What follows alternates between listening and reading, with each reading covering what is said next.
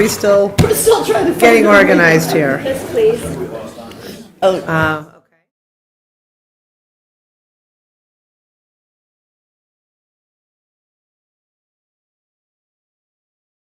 The Committee of the Whole meeting for the City Council of Highland Park, Illinois, January 16, 2024. We'll call roll. Councilmember Tapia. Present. Councilmember Ross. Present. I'm really sorry.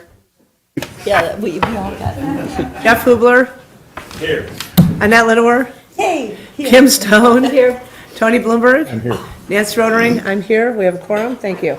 No worries. We're good. Okay. May I have a motion to approve the minutes of the regular meeting of the Committee of the Whole held December 11th, 2023? So moved. Second. All in favor, say aye. Aye. Thank you. The minutes are approved. We have 4 items of scheduled business this evening, and I should have started by saying Happy New Year. Welcome, everybody, to 2024.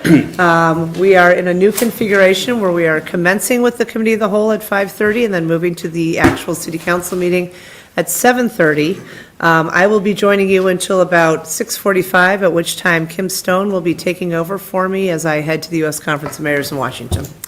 To begin with, our first item is supporting migrants is what the heading is. And I just want to say, even before we commence this conversation, that it is part of Highland Park's values, part of what we stand for, to support the humane care of individuals, regardless of their legal status, regardless of where they've come from. We are strong supporters of caring for our fellow human beings. Humane care, public health, legal and human service needs are all part of this process for people who are working to become part of our American culture. So I just wanted to state that before we begin what's a kind of operational conversation around protecting people who are being dropped off here with no prior planning on anybody's part. And with that, I turn it over to Geeta. Thank you. Thank you, Mayor. I appreciate that introduction. So on the regular City Council agenda, we do have an ordinance or recommending for approval, which amends 2 chapters of the municipal code, and this pertains to unscheduled bus stops in the community. It is on omnibus, but we wanted to set aside time at this Committee of the Whole if there were any questions to go over any aspect of the proposed regulation. To date, and that number is probably more than 40 right now, but more than 40 municipalities in our immediate area have either adopted or are considering proposed such regulation. And really, for us, as you stated, Mayor, this is with the intent to really support what we're seeing is migrants being abandoned, basically, in different municipalities. So last year, after the City of Chicago, they have a processing center next to the University of Illinois in Chicago campus, where migrants that are traveling to the area, they go there for intake. They get really wraparound services from the Chicagoland area, and we've been given guidance by the Illinois Emergency Management Agency as well as Lake County Emergency Management that any migrants that come to that area should go to that Chicago processing center. So we put together procedures in that regard, and what we have witnessed in Highland Park is on 2 occasions in December, we did have unscheduled bus stops in our community where people were basically just dropped off in the cold, and we had to put our emergency plans in place.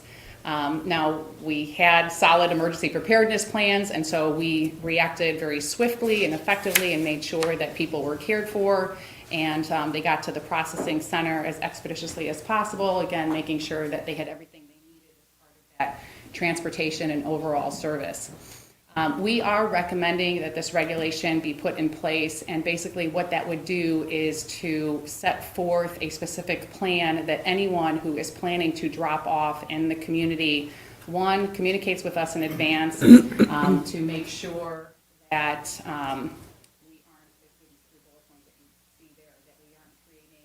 dangerous, inhumane conditions for passengers, that we aren't creating public safety concerns, where people get dropped off on the side of the road, they don't know the community well, they don't know the streets, they may not understand the rules, and we don't want for their safety anything to happen. And just with the public nuisance of, they may be setting up, they don't know where shelter is, so do they sleep on the side of the road? So we want to make sure that they have full comprehensive services available to them. So just a very high-level overview of the highlights. This would pertain to all one-way transportation of 10 or more passengers originating from outside the city. We are requiring advanced written approval, so we know exactly where people are coming from, being transported from throughout the United States, wherever they may be, who the contact is, the plan for how they're going to care for the passengers, how they're housed, fed, and then there's other requirements as well, but the penalties then for anyone who fails to comply, you can see them listed there. It was recommended that we have escalating fees. Now, generally, our ordinance mirrors, and Corporation Council can talk about this, our ordinance mirrors many other municipalities throughout the Chicagoland area, and certainly L. Rod Friedman has drafted many of those regulations. Where there are slight changes is in this penalty section. And so we have seen penalties as low as $150. Communities have been talking about penalties as high as $10,000 or $750 per passenger. So we feel that this price point is appropriate. And the other provision in our regulations would that the city could impound buses who again fail to adhere to regulations. So, Corporation Council, yep. Mayor, if I may just add a couple of points.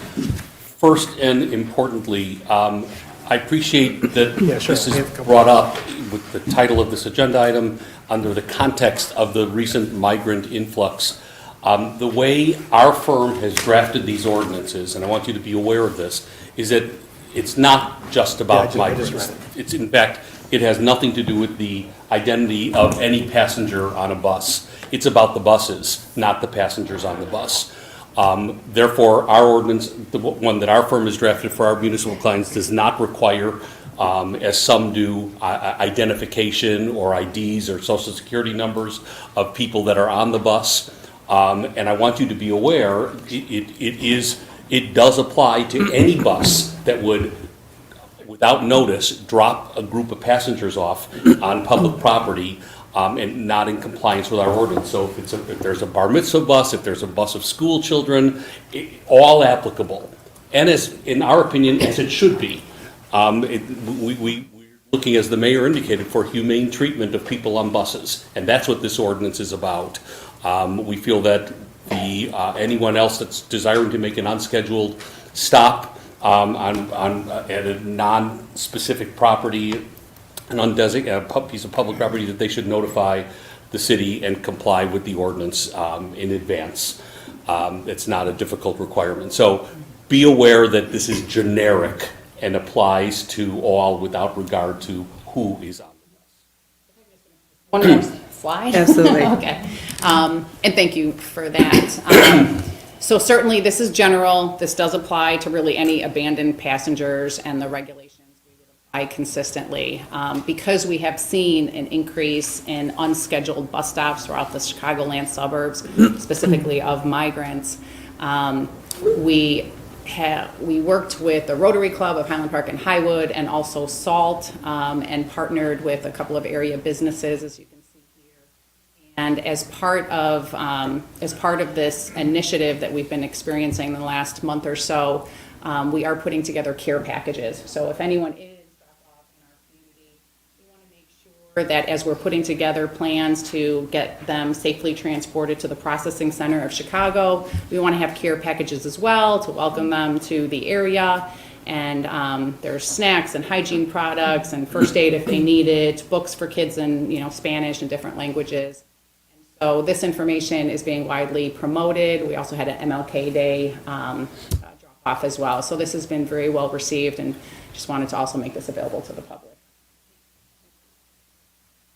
Tony had a question, then Annette, then Andres. Yeah, it's obvious, but I think it bears stating specifically, this doesn't apply to private buses dropping off on private property. Camp buses, for instance, during the summer, which pick up and drop off kids in parking lots where they've made arrangements. First, those will be long trips. They wouldn't fit the definition of this ordinance. Right.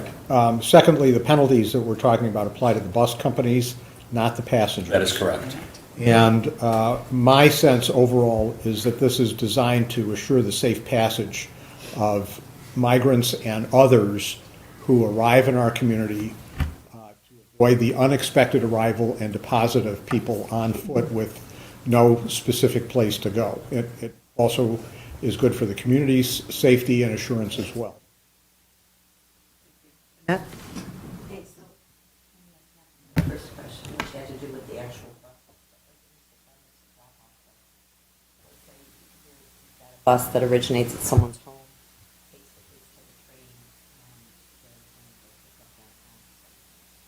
Are all bus companies being made aware?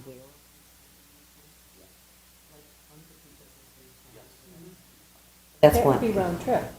No, I'm saying if they then are downtown and they're not coming back that way, that's why I asked. Secondarily, is the reason the number is 10?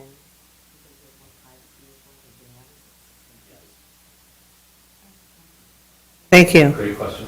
Andres? I'd just like to know the logic for putting down the amount for the fine.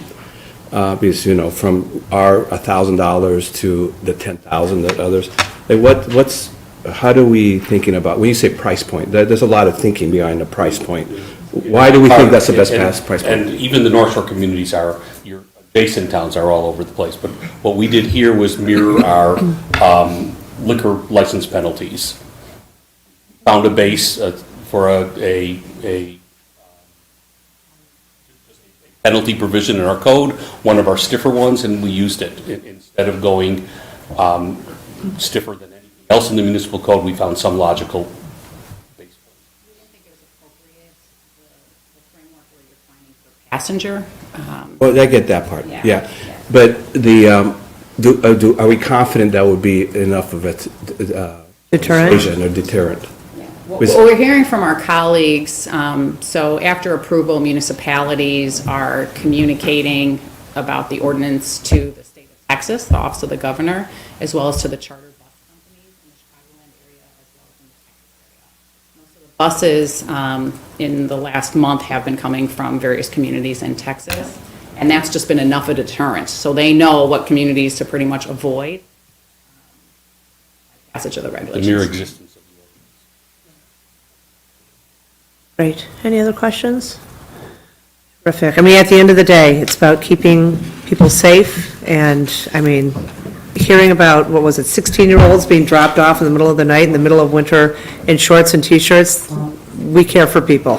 This is a way to make sure that the good resources and work of Chicago are able to be presented to those who need them, and I am appreciative of your creativity in coming up with this. Right, and we work carefully to tailor this to Highland Park, even though we have been using this, and I am intimately familiar. I won't be at your city council meeting.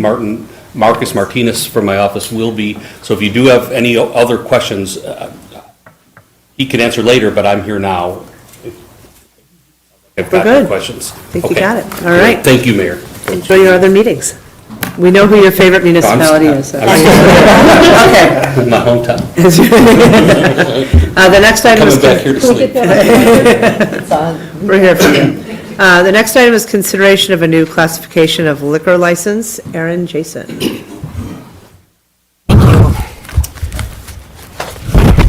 All right, as you saw in your packet, sorry, I'm trying to move around the new microphones like everyone else, so give me just a sec here. So we have before us an applicant for Ravinia's Speakeasy at 465 Roger Williams Avenue. And they went before the Liquor Control Commission in September. And so what they asked for was consideration of an amendment to the city code to allow for the sale of alcoholic liquor for consumption on premise at a barber shop and speakeasy business.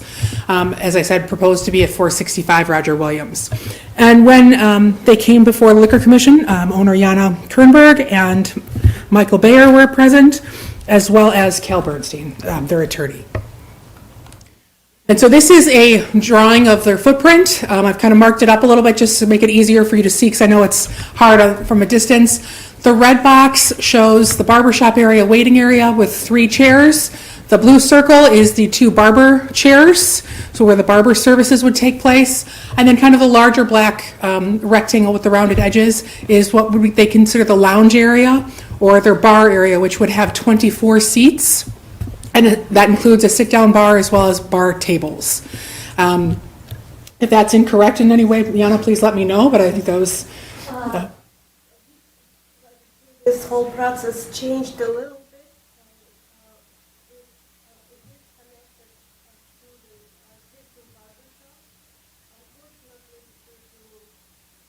Weather, especially now, it's so cold, so I'm bringing the owner and changing the barbershop area in the front will not be there. So it will be one entrance to the barbershop, but those 2 chairs in a blue circle, it's going to be like more than an area for space, kind of like maybe like music sometimes, occasionally, because it would be super cold to be there for people to see the barbershop. So just like due to weather conditions, that's this plan changed this time. But the whole concept are the same. So one entrance to both businesses. So my barber shop is existing and working right now, and it will be sort of like a door that will protect people from the cold of that entrance to the bar area in the whole lounge area of this. So to clarify, all your barber service will now be in your existing location, which is just in, for purposes of this picture, like the bottom half of the photo is where your existing business And is. plus to avoid sanitation, because we have here and we flying all over, so to make sure that it will be separate from the liquor, from the food, from the people. I changed the way we prepare and here in one place. And the drinks in another? So at this point, it's, I like everything was here. So coffee is always was here, but I don't think other people. right. So basically, you have your barber shop. This is now basically a bar that will be open next door to the barber shop with an entrance between the two. Is that what I'm understanding? Got it. Okay, thank you. So those clarifications, and thank you, because I heard that you might have some new clarifications. So that's something that staff has been working with, trying to clarify the plans, because they have changed several times. And while we were reviewing these, the speakeasy portion, since they wanted to have that be independent of the barber shop, so even when they were combined, the hours were going to be when the barber shop closed, you'd still have the speakeasy. Staff felt very strongly that this fell in line with a recommendation we were planning to bring before you anyway, to consider a bar with limited food service new liquor license classification. And so one of the reasons why is because the applicant was asking for a license that covered all alcoholic liquor, so that's beer, wine, and spirits. So it's a full bar service that would be available from their location. And we introduced and would want to require limited food service so that you're not the same as a restaurant. You don't have to have a full kitchen build out, but you do have to offer some substantial food. So per the code, what already exists in zoning, as it goes to like the nano breweries and microbreweries and whatnot, they actually define that limited food service as a menu of food items that are commonly consumed individually or together as part of what could reasonably be considered a light lunch or dinner and not merely a snack. So charcuterie boards, cheese boards, small plates, etc.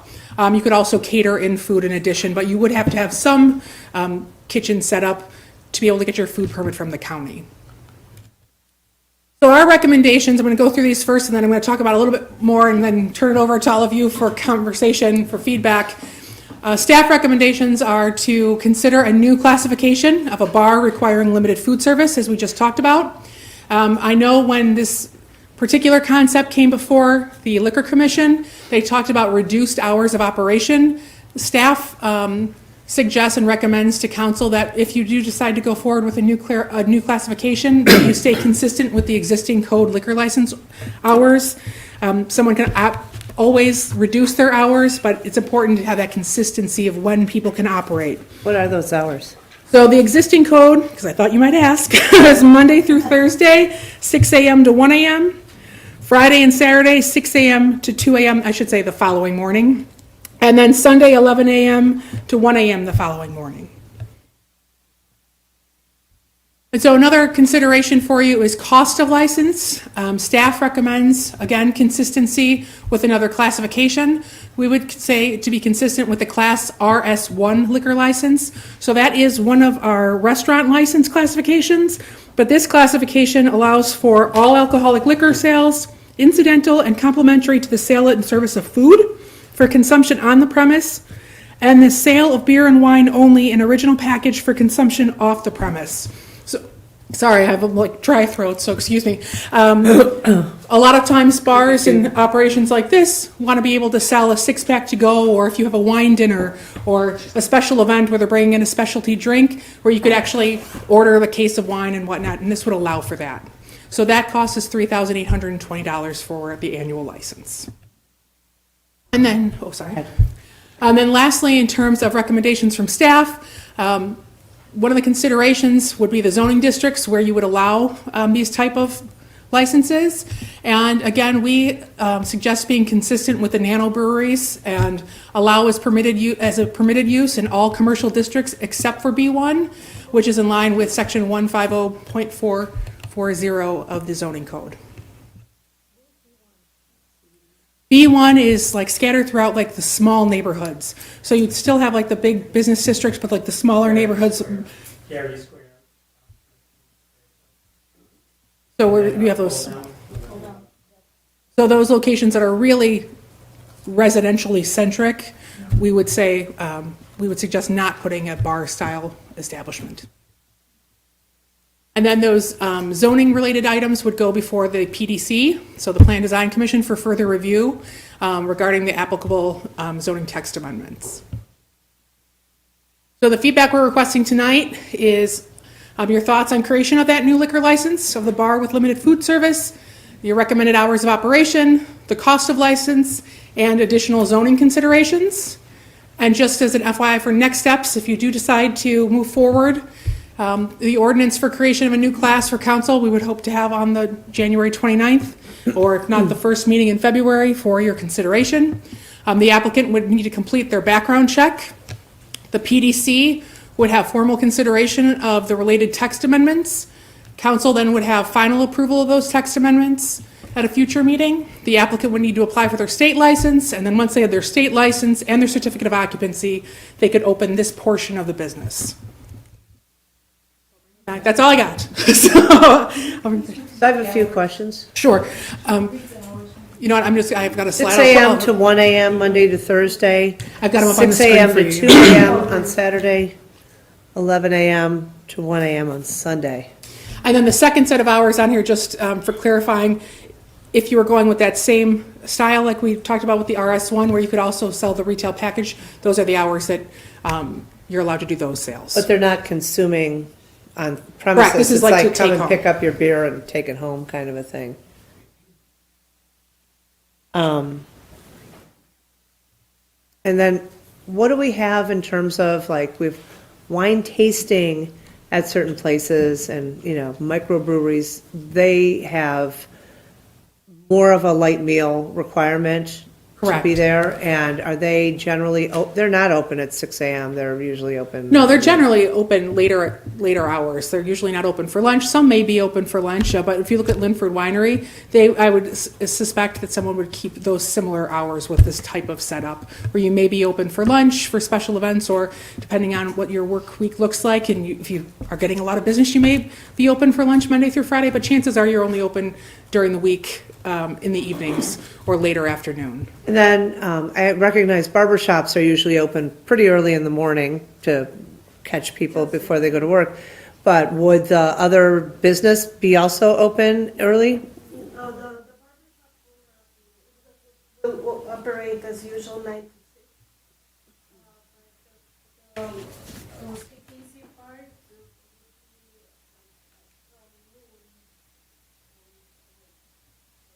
Because when you came before the Liquor Control Commission, it was sort of every so often, once or twice a month, we'll have food and drink and music and art, this seems to be turning into a, well, no, I'm just, if you don't mind, let me finish. That was what you had proposed was, every month or so, we would celebrate a different culture. Now it sounds like it's turning into kind of a daily operation of liquor consumption on the premises next door to a barber shop. Is that a correct explanation? Not exactly, so we would have originally, so it will be every week we would have different theme.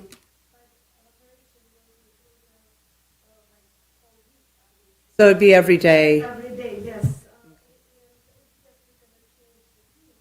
Uh-huh. Like a different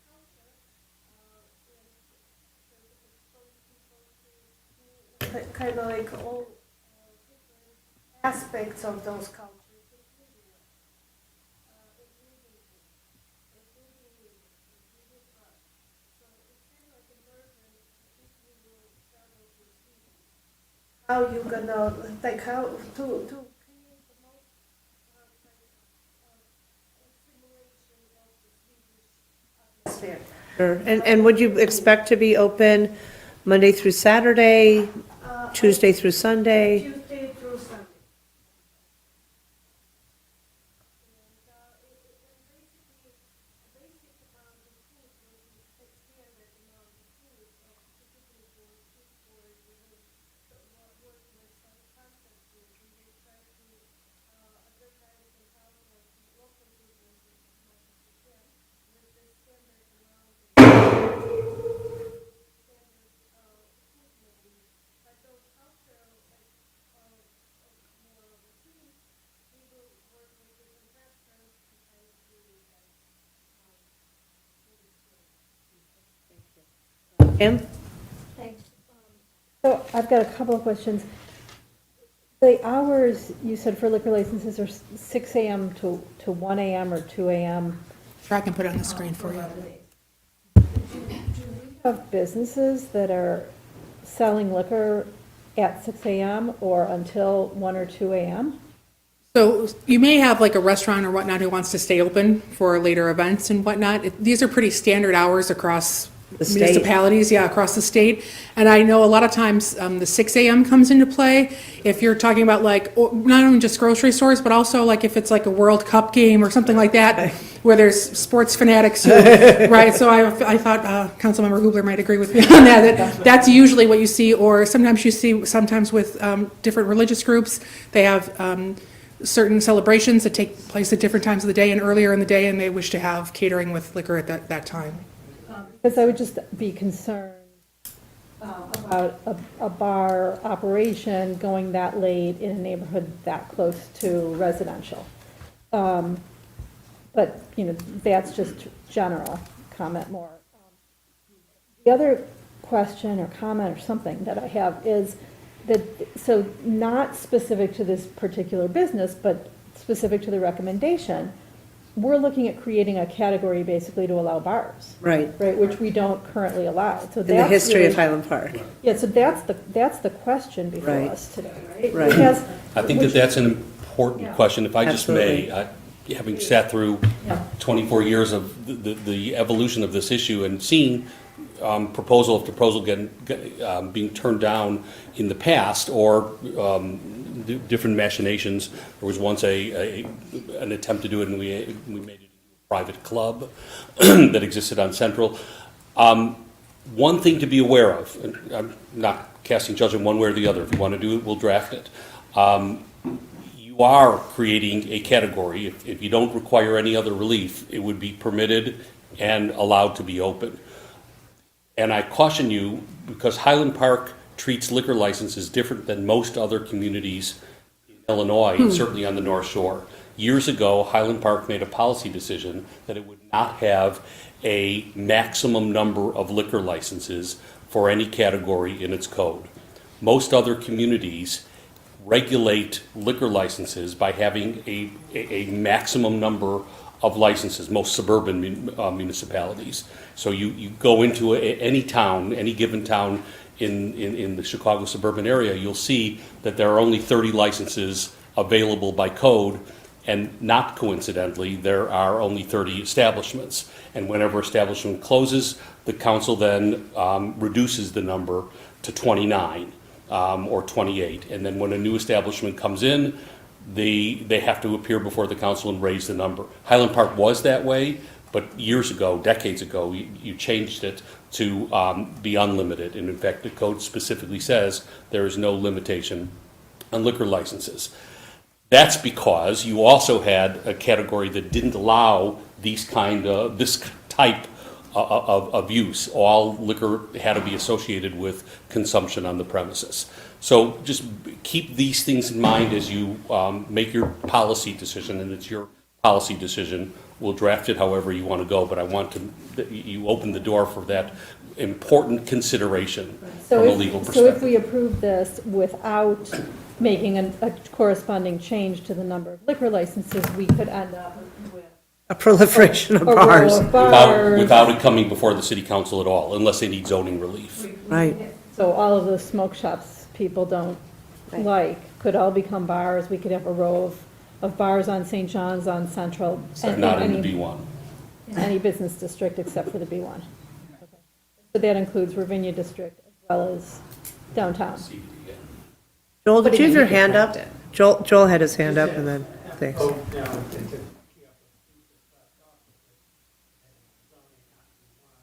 So,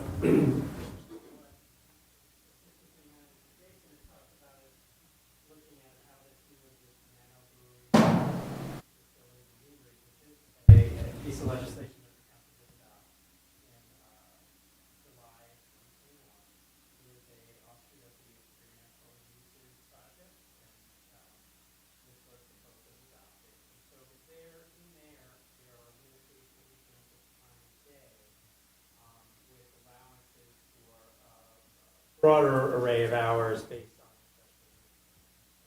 remind council of that. So in terms of nano brewery facilities and design, it would have to have that light meal, like Aaron talked about. That definition for what that is comes from this legislation that was adopted that allows in terms of time of day, it says that there is no business or production is conducted within the nano brewery except before 8 a.m. on any day or after 10 p.m. on Sunday to Thursday or after 11 p.m. on Fridays and Saturdays except upon special permit. So these are an allowed use in the districts that Karen talked about. All the commercial districts apply for the B1, which is and they do have these time limitations by zoning, except if relief is granted for labor hours. That is separate and apart from liquor licensing, which can also dictate hours that alcohol can be served. So kind of belt and suspenders there. So this does get to the use beyond a certain hour. The liquor license certainly can be more liberal than that, and you can go for a special use. That is something that council needs to decide whether you control it all in terms of time of day by the liquor license, or do you want to continue some combination of the two as we have? I don't know if there's a right or wrong in that, but something we can certainly discuss. Thanks. Annette, and then Yumi? So, I'm kind of looking at this on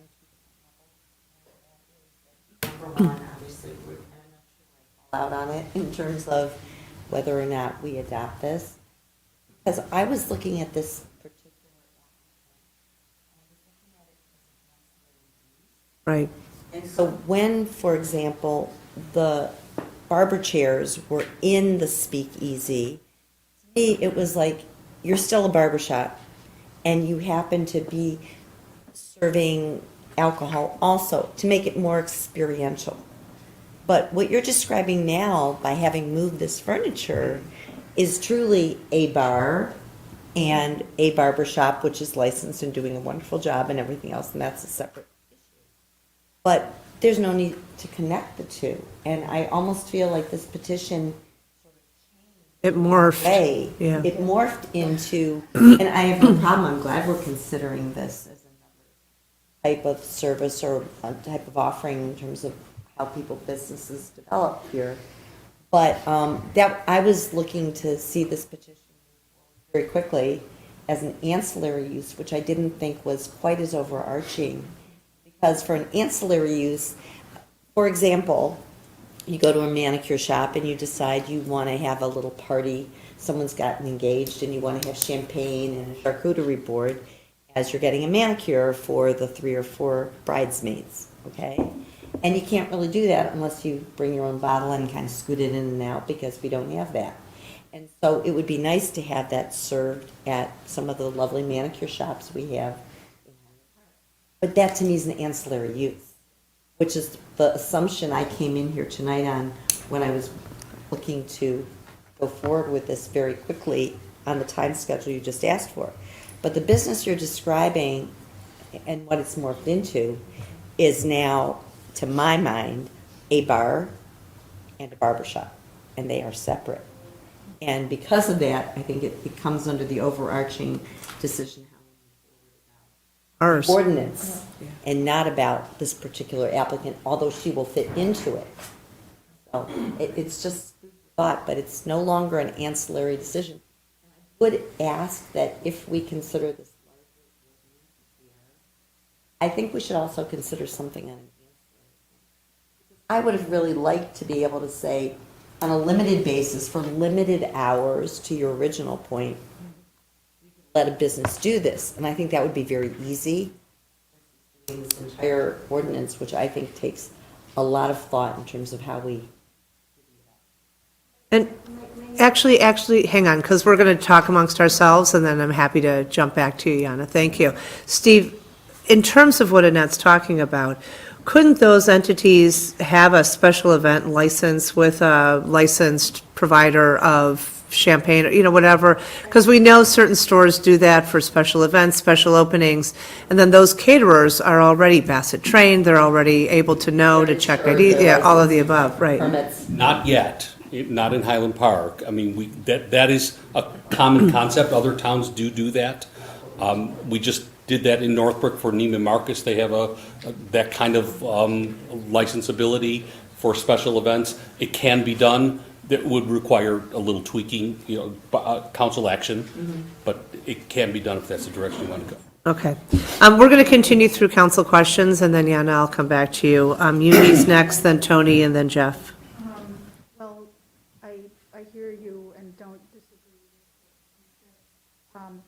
I will just say that I thought this was an interesting application. I would, I don't but I personally think it would be a good thing to, look at doing this and putting a cap, I guess. That's correct, right? There would have to be a cap on how many liquor licenses. That would be a part of the ordinance. Part of it, but I think that, I guess I would like to see it loosen up a bit with regard to, I feel like it could be, so it's our job to do this, but I feel like it could stimulate more business.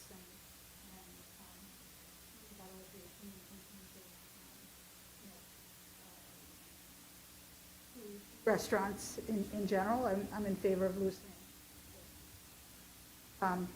to allow. And To allow freestanding bars. I am with a limit on How many? licensee. I guess I see that going hand in hand with it are being more attractive to, in a general sense, the restaurant scene in Highland.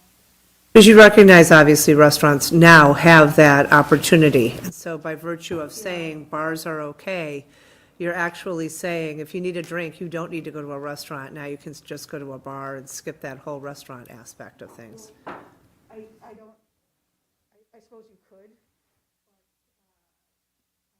but going to a restaurant for the food. I don't feel like it has necessarily helped us in terms of the restaurant scene. Thank you. Tony, and then Jeff, and then Andres. I don't have any particular feeling one way or the other yet about considering freestanding bars. What I want to make sure I understand is how this application liquor license would be different from the special kinds of licenses that I think we granted to Starbucks. I mean, they obviously sell food, principally in coffee. That was the existing business prior to, and so the food element seems to be consistent with the distinction there. We also had Bottega and Bottle or something like that. You could go learn to paint, participate in an art class, and there was wine that you could consume on the premises. I don't know how much food was involved in that. Ashley is fantastic, and she remembers all these things, and Bottle and Bottega was BYOB, correct? That is correct. The Starbucks did have, I believe it was an RS1, no, an R1, but that's very specific to coffee. Like the serving of coffee is the primary, and the alcohol is ancillary. So we did look at that as an option.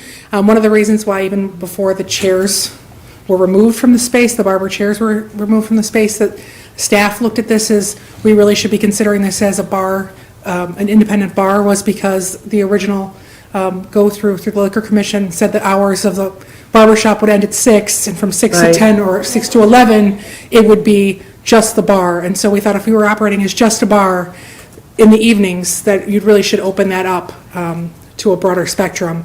We do recommend, if you did want to do a limitation on number of licenses, that you keep it to this category so that we can still attract restaurants and other businesses with like an easy business flow of, if you want to, if you're a full restaurant and want to have a liquor license, that's an easier process than it is to have an individual bar. And that's doable. Understood, but Limiting. the principal distinction has been that there is significant food sales, not necessarily at the level of a freestanding kitchen, but significant food sales, and that the sale of alcohol was a secondary use to a principal use that was not alcohol. It may not have been a restaurant, it may have been something like a principal use. Probably characterize the food as, so they didn't have a full kitchen, so it was like a microwave food or like the cheese and crackers and the, But something more than just a... more than peanuts. A stand of beer nuts. And that was important for staff as we prepare this recommendation, because we do see in other municipalities where they do allow like a straight bar license, there's usually not a food component, but we felt that that was very important to still have available at all hours of operation, this limited food service. So not to put too fine a point on it, now that we have a finely separated line between barber services and the speakeasy, the liquor consumption, we don't truly have an ancillary use. We don't have liquor sales as a secondary use to the barber shop. The barber shop's going to be closed for a lot of the time that the liquor license is available and that the sale of liquor may occur. But the sale of food and the availability of food will be there, just as it has been in the past for other uses. Thank you. Jeff? I think I mentioned when we had another discussion, maybe 6 months ago, that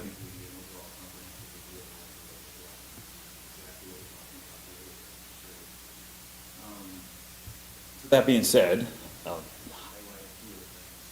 First one, clarification. Do you have some sort of BYOB license that people can obtain? We don't regulate BYOB. Anybody? We allow it. We allow it, we don't give you a license to Nail it. salon or a barber shop or anybody that can do BYOB. Certain towns Charge do for it. have a BYOB regulation, and we don't have any regulations at all, one way or the other. But is that something that's driven by the owner of the entity? Like, we can't just be bringing bottles of champagne to Wayfair theaters and chugging, or can we? The municipality can regulate the way in which BYOB works. But a But- business But we can don't say, currently. I don't We don't allow do any it liquor in currently. here, which is what they do. Got it. Some Yeah. businesses would have like a corking fee, I think they call it. Right. Correct. So Is that allowed? Yeah. Yeah. We don't have any rules. We don't have rules. Yeah. Some Yeah, municipalities, wine could basically charge for, a nail salon could charge to bring in wine right now and do it.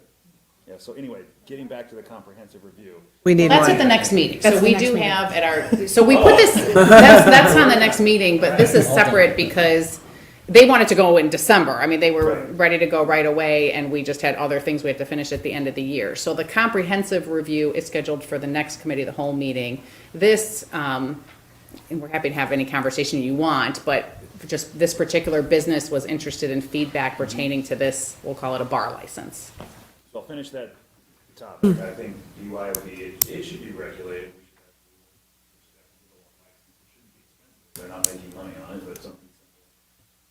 Ancillary use, obviously. Coffee shops, same thing. If we're letting Starbucks have wine, we should let our other local coffee shops offer that same thing, if that. Jump to the hours.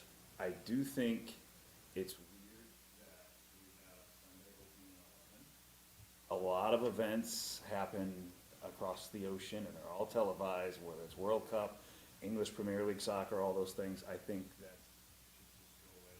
We should have two categories, your weekend category and your non-weekend category. Getting more towards what we're looking at here, I agree 100% with Annette that we should have ancillary use liquor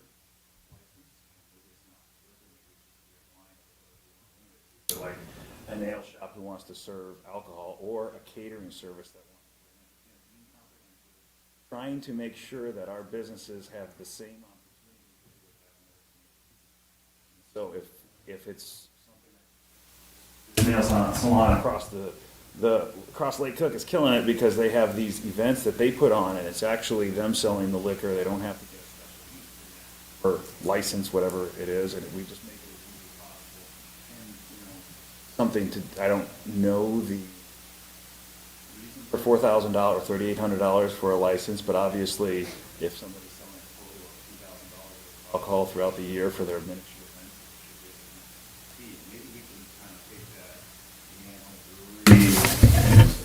that winery thing and morph that into more of a ancillary use and or bar. And so specific to this one, ancillary use, I'm 100% on board. I think bars, even without food, are fine. The idea of putting peanuts or they want to do that, that's great. What do we really, if we're going to allow bars, we're going to allow bars, making them have to jump through hoops with food licenses and all these other things so they can have a cheese and crackers. Who are we really kidding? It's not a restaurant. They're not competing with that. I do think there needs to be a set number on them, but I would be for a set number, and if it's based on districts or number of storefront properties in that particular area, however we want to put the number, that, and so obviously I would be in support of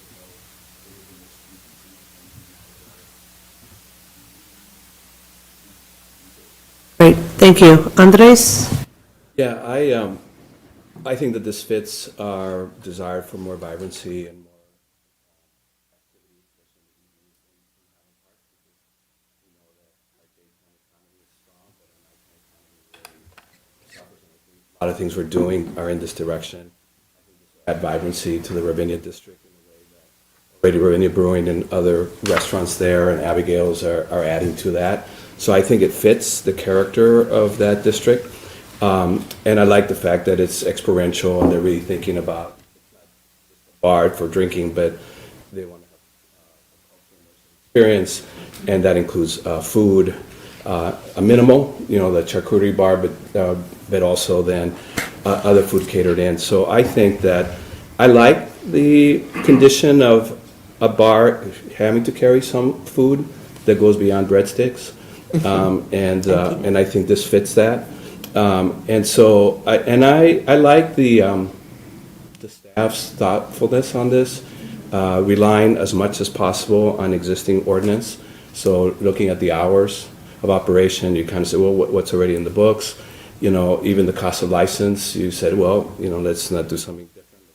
Let's go something that fits the way to go. And and as a soccer fan, I like the Sunday thing too. I mean, that'd be terrible, right, to say, especially with a European-based bar like they're recommending, to not be able to be open for a big game on a Sunday morning just doesn't seem to the spirit of what they're trying to do. So, and I'm not worried about bars like this one taken away from restaurants. I think people tend to look at different kinds of experiences. You go to a bar before dinner, you go to a bar after dinner, and actually that contributes, I think, to having people spend more hours in Highland Park. So rather than just going to the restaurant, you go, hey, let's go early or let's stay late after or before dinner or before or after the movie. So I think this expands our repertoire of offerings, and I think having people wanting to have more options to spend more time in Highland Park is good for our economy, good for our vibrancy.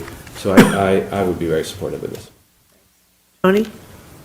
Just to understand, at one point, do we understand that something is a secondary use? How is a secondary use defined? Well, we have a definition of an accessory use in our zoning code. It deals with it being subordinate to a primary use, subordinate in size, operation. We have a very specific definition. We could tailor. Standards. Yeah. Right. We could base off of that. So my concern is, I want to address the problem, not the problem, but the issue immediately presented to us. How can we help Yana realize what she wants to do if we're comfortable with that?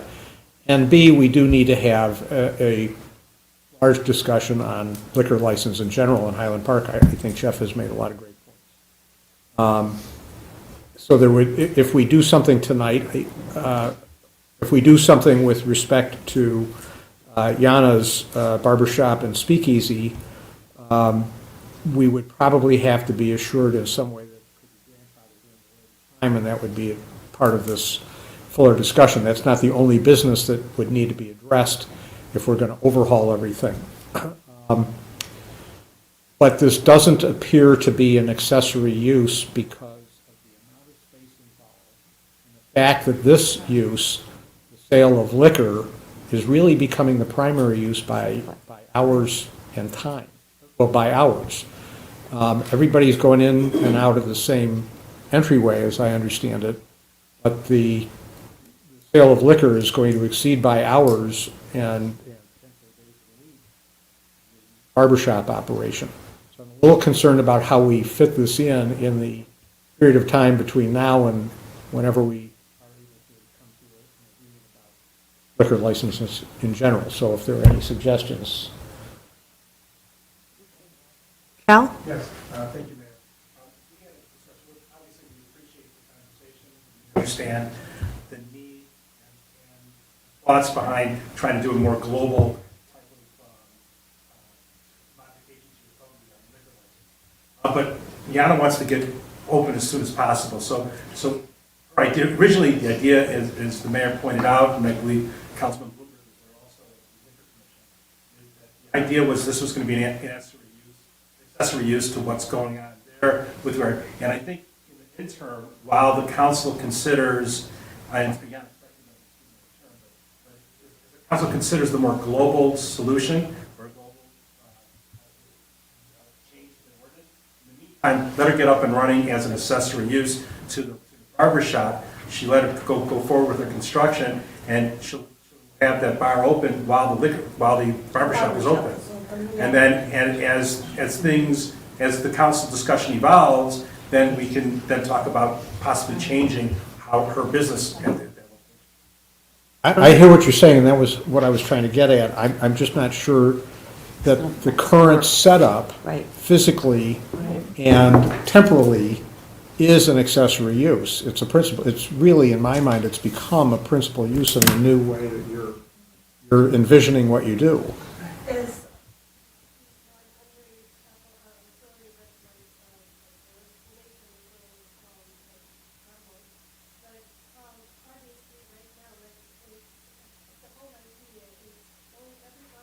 To the barber shop. And every barber will have a massive license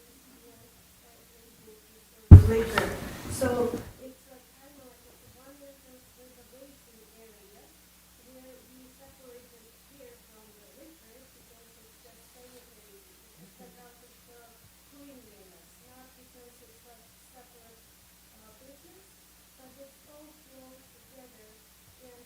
it's in the same style, it's in the same vibe as a barber shop.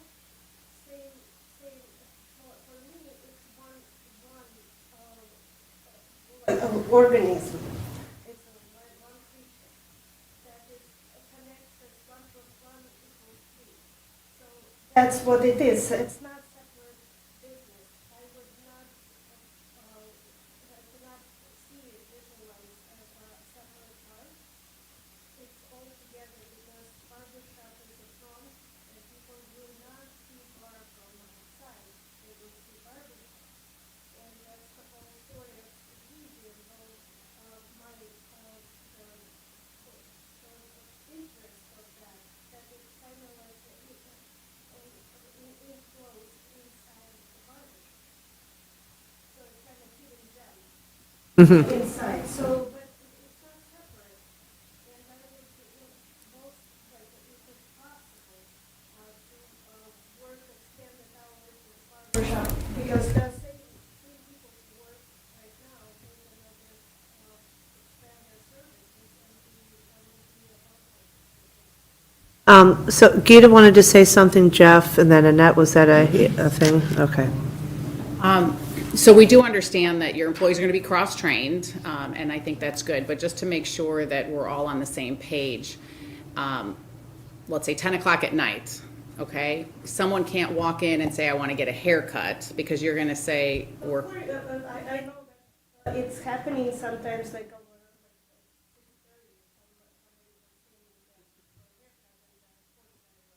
over okay, so I guess just more in terms of your promotion on your website. So ancillary generally means Starbucks is a coffee shop. That's what they're known for. But we gave them a liquor license where you could go there and get beer and wine. It's secondary. If you look at like their total sales, they're a coffee shop. That's what mostly people go to. So if, you know, let's say the golf dome, or you go someplace like that, you go to the golf course, the restaurant is ancillary, their liquor sales is ancillary to golf. So if it's, and it's fine, if it's understand, I just want to make sure we understand correctly, your interest is, your salon is you're a professional stylist, business owner, but you want to open up a bar component, and generally we heard you, that would happen generally when the barber shop is closed. It'll be the same.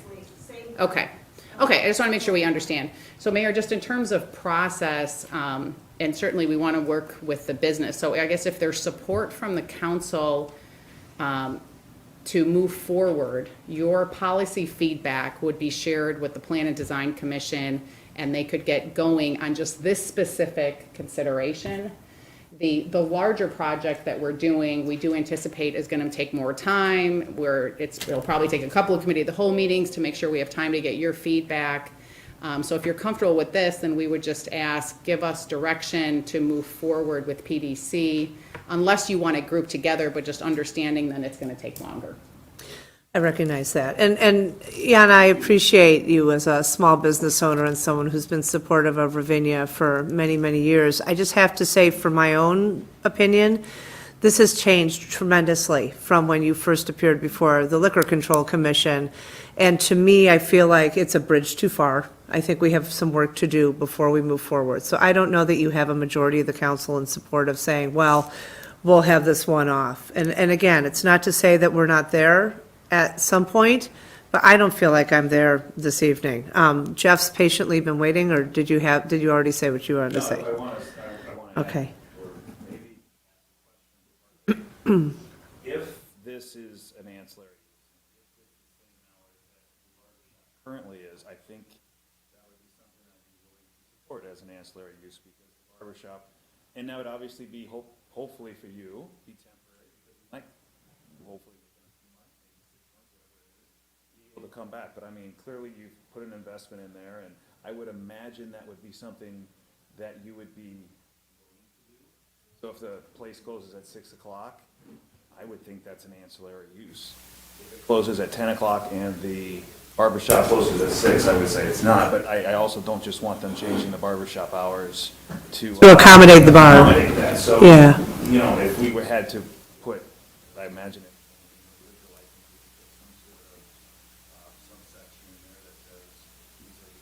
hours, it has to match the existing hours. Proof that summer hours were always 8 o'clock because people go out later, that's,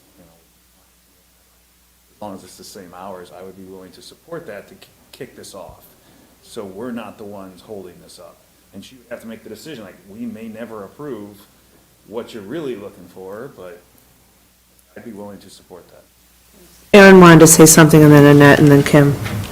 Or just to clarify a little bit further from staff perspective, keep in mind that these businesses, the existing salon and the new barber shop with the speakeasy, whether or not there's 2 chairs in there or not, those are separate addresses. Right. So they are separate business, they're considered separate businesses. So we could allow through the state license, to be able to serve in the salon because you don't have to exit the business, you can walk through the building rather, or the units. But to keep in mind that, as well as even if you say, yes, let's move forward with something, there is no license in place today that she could operate with this type of business. So we would have to make some change regardless, and it would still need to go to PDC. So there is a time element here. The applicant would still have to go through their background check, so there is a time element here. We think at least a month and a half to 2 months, possibly 3, depending on how long it would go through PDC. So no matter what decision, whether temporary one or not, there's still a process that's going to take time. I'm kind of frustrated because we had this conversation in September. And so here we are 4 months later being asked to kind of square peg into a round hole this, in an expedited basis. We have laws to protect people. We have laws to kind of give some sort of stability and planning. I'm a little frustrated that we're being asked to kind of like short shrift the process because this wasn't presented fully in September. And I understand things change, but that's sort of where I'm coming from at the moment. Annette and then Kim. So Aaron, that clarification really helps, and it helps me from a PDC perspective. The way I would be able to live with this, because I would love to see this move forward. Like, you don't go and get a haircut at 10 o'clock at night. You just don't. And so to Jeff's point, I could see if it was open until 8 p.m., both the barber shop and the speakeasy. Or maybe, you go, you were going to get a little glass of wine and say, oh, what the heck, I'm here, I'm going to get my haircut too. So I could see that. But secondarily, I would like to see these two combined so that it became one. And I don't know if they're separate buildings or if it's in the same building, but it's 2 addresses because it was 2 separate businesses previously. But in order for me to go with ancillary, it is, to Tony's earlier point, about square footage, about dollars, about revenue, about hours, and what is this truly? If it's truly a barber shop with a speakeasy inside, then, instead of 24 bar stools right now, it really should be 6 more. 24 barber chairs. and 6, bar stools. And so if you can get it to work in that kind of a framework temporarily, but still understanding that we may not go forward with this. Well, we don't have a license yet, so we don't have a means at all at the moment to move forward tonight. This is a policy conversation to say, where are you in terms of a spectrum of licensure? And at some point, we're going to have to go through that process with the PDC, potentially with the Liquor Control Commission again, and make sure that we're doing things the way we always do. So just to that point, I would be in favor of this, assuming we get to the point that we have a license to give. But I like it as an ancillary use. Not as a separate freestanding bar that happens to be next door to a barber shop. Well, if at some point we get to that big framework, sure, I don't care if it's 2 separate businesses and whatever, but It needs to now, be under some sort of licensure structure. Yes. Yeah, okay, some sort of structure. gotcha. Kim and then Andres. I agree with what the mayor said, that this seems to keep changing. I'd like it to be firm as to what it is before we have the conversation, and I don't think it's sort of an emergency. We've got to move forward with it today because it has changed so much. The ancillary use is fine. If you're going in to get a haircut and you want to drink too, I understand that. I understand we can't do that because it's 2 separate addresses right now. But I'm also concerned that people are going to go in and just use it as a bar, which is not an ancillary use. You can't just go in and get beverage without having the haircut. or some sort of salon service. I don't know that I'm in favor of freestanding bars, especially in the Ravinia district where it's adjacent to residential properties. About the nuisance factor, about people stumbling out drunk at 1 a.m., 2 a.m., on, if those are the hours that potentially we could have bars, not this specific business, but bars in general, that's a concern. Because once you open the door, you open the door, right? And that's then to Steve's point of, then do you limit, and is it reasonable to say 2 in Highland Park or 30, kind of a thing? And that's why you have that conversation, to Jeff's point, of a comprehensive conversation around all of this. Yeah, and we have people who come to public comment, they often state, gee, I've lived here for 50 years, I've lived here for 40 years. People have lived here a long time, this is a community where people tend to stay because it's a nice community to live in. And people moved in here without bars, and perhaps because that's something that we don't have. Thank you. Different kind of community. Thanks. Andres? Just to state my opinion, I like the two-part process here, meaning that the ancillary permission now, and no guarantee that the broader, more comprehensive standalone thing will be passed. We've got to debate that. But I like kind of putting that out there as a priority, that we resolve that in a comprehensive way. And in a way that is timely, right? Started with this business idea and started figuring things out. Thank you. So I think that leaves us with, we are not moving forward at the moment as far as this business is concerned, and we need to have the comprehensive conversation and figure out a process, or am I not hearing correctly? I believe 3 said support with ancillary use now. And then 2 additional support with limited number of licenses, and then just And at the moment, we still need to go before the PDC, we still need to have some further conversation regardless.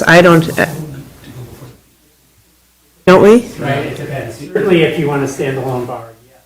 But not, Different. But not for the not if it's ancillary. an accessory use to some. Right. type truly of use- principal use. right. If it's truly accessory. And maybe I'm not hearing that proposal from the applicant. but that's. So do they need to circle Mayor, I think back? that that's where that is. I think that there's support on this council for allowing, without need to go to the PDC, an accessory, to create a new liquor category as soon as possible that has an accessory, truly an accessory use. So it's a barber shop primarily with the accessory use. I don't know that that's what the applicant.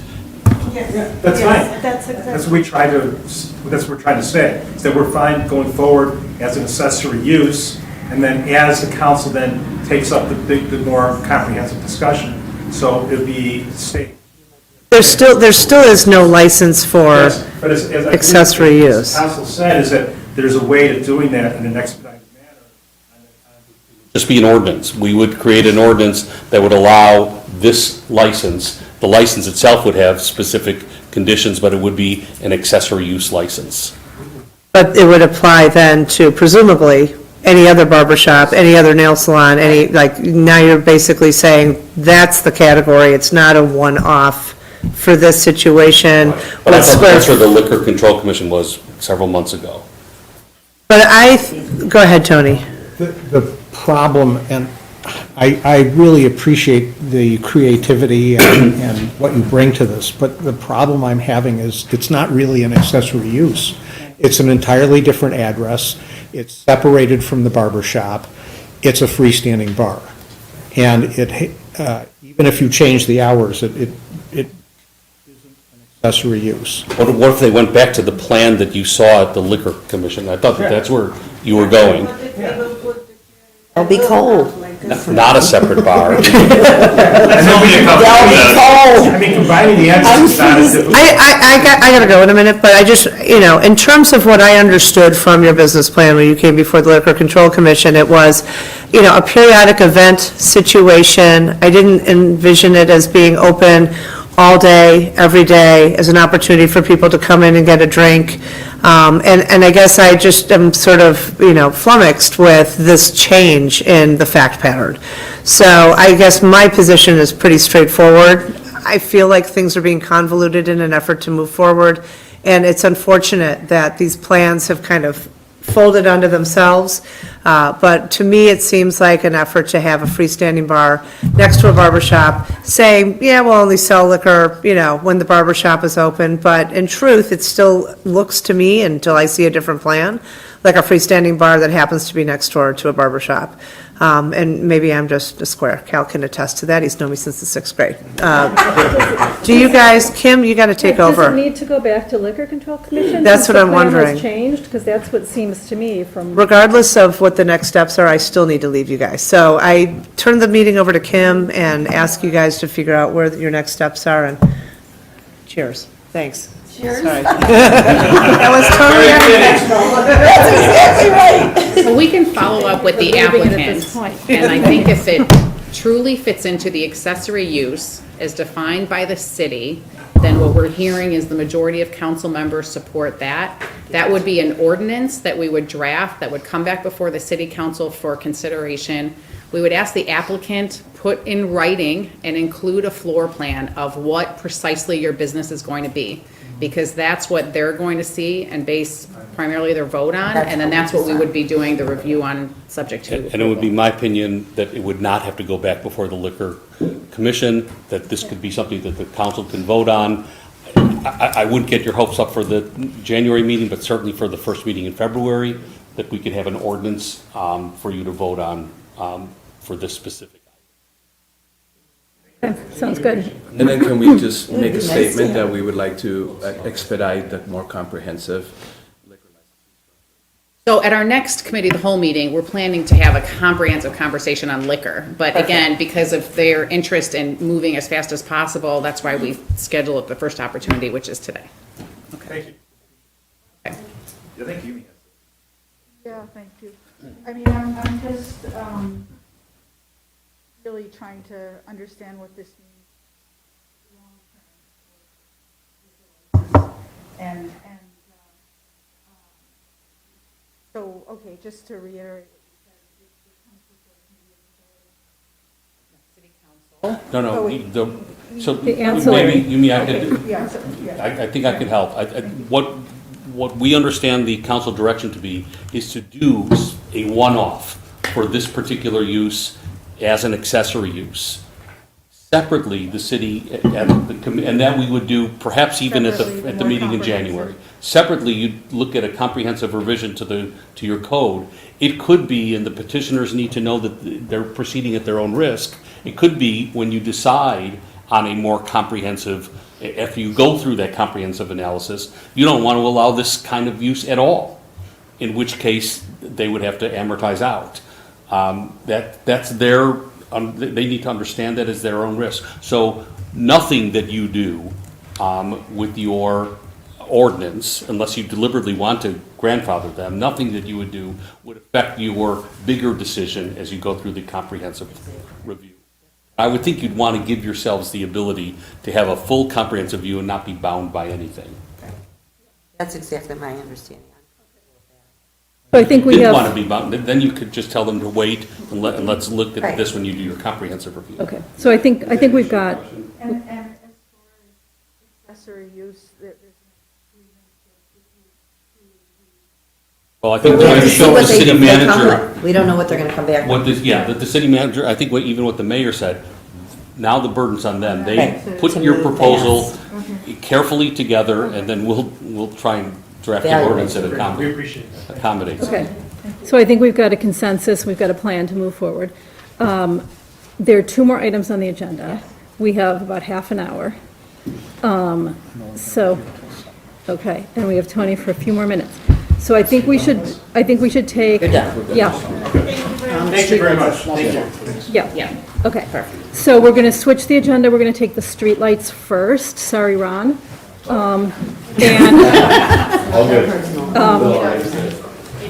And my guess is that we're going to have you present at the council meeting, but we'll see. See how it goes, okay? So, street lighting, Joel.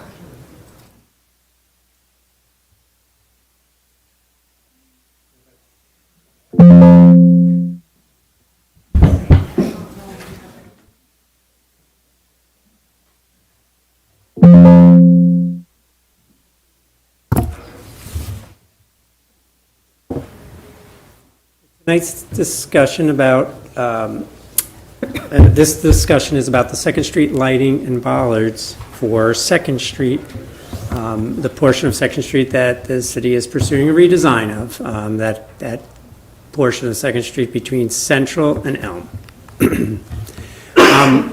Staff's requesting feedback from council with regard to streetlights and bollard options for the redesign project. And ask that council consider all the options, but note that staff was kind of eyeing a Providence luminaire due to its design, backlight, uplight, glare rating, and accessory feature options. But that's certainly not the only option that's before you this evening. Just quick background, started in 2016, we did a comprehensive conceptual streetscape plan and design, and in 2022, council approved the exploration of alternatives to improve the pedestrian environment, specifically along Second Street. And in 2023, council supported a concept plan to expand the east side sidewalk and include bump outs for outdoor dining, roadway, and parking changes to accommodate these improvements. And so that is what's referred to as the Second Street redesign project. And that's scheduled for implementation in 2024. Part of this project includes new pedestrian street lighting. And so right now, while we're talking, the consultants are working to create from the concept and schematic design the construction documents for the project itself. And so on the critical path on that development is street lighting. And the reason for that is because the street lights, depending on the luminaires chosen, etc., dictate the spacing of those lights. So that means the number and also the style. So in November, council supported only luminaires and bollard models that have dark sky attributes. So staff. Joel, sorry to interrupt, but just being cognizant of the time, and I know I've spoken to some members of the council before the meeting today, and there are, I believe, a lot of comments about the actual lights. So I think we know the background because we were all at the meeting, so maybe you could skip ahead and just get to the decision you need tonight. Sure, I will. And I just want to mention, though, that... Well, I want to make sure that we get Joel the information that he needs so that we can move forward. Yeah, thank you. Yep, that's fine. Just something to note that there are 12 existing poles, and they will be replaced, and then there'll be an estimated, depending on which lights are chosen, the possibility for an additional 13 poles to create the lighting environment that's desirable for a pedestrian realm and the type of roadway and sidewalk area we're talking about. We talked about bug rating last time. They all meet the dark sky / night sky friendly. There are 5 models, and we can go through each one of them here. We have the Alcott. This was presented initially in November. Is here again for consideration. You know, the style of lights that have been provided, you know, range from, you know, modern to traditional to try to gauge the sense of where council would like to be on that spectrum. We thought that these were a good set, a subset. There are lots and lots of lights to choose from out there in the world, and our consultant narrowed these down with those key elements that council had directed. So there's the Alcott model. And that is kind of a modern model in terms of the way it look and feel. We have the gallery model. Additionally, from Steinberg, we have another model, and this is really modern, ultra modern, if you would say. And then we have Millennia. Similar, there's the overhang type, and then there's the kind of pedestal type on the top-mounted design. We have the Providence model. Staff had recommended this because it kind of mixed, you know, the traditional look that thought might be appropriate for downtown with the features, the practical features that are needed. Other lights that's shown here also have the practical features that are needed as well, so it's certainly not the only one.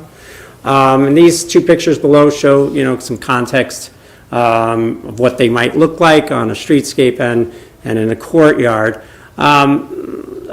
just something to note, the poles themselves have variations as well, and some are more ornate or some are more sleek and modern, meaning there's just fewer features on them. They're just pole-like.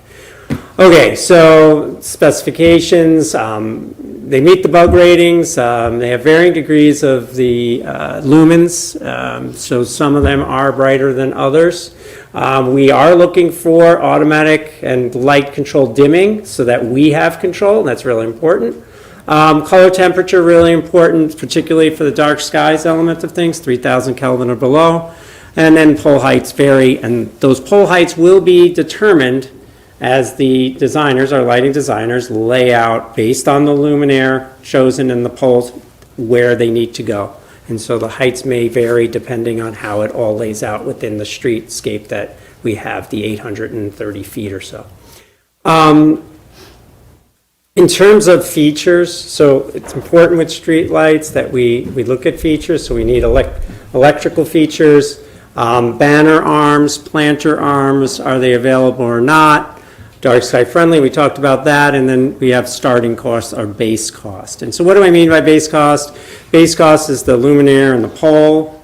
The add-ons are the banner arms, the various elements. There's flag, pole, banner arms, planter arms, things like that. Those types of add-ons can add another $1,000 depending on the type, $800 to $1,000. Together, collectively, not individually.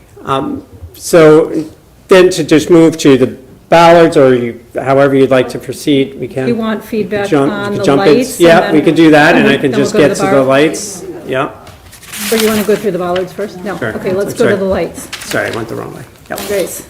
Yeah, I have to, once again, express frustration.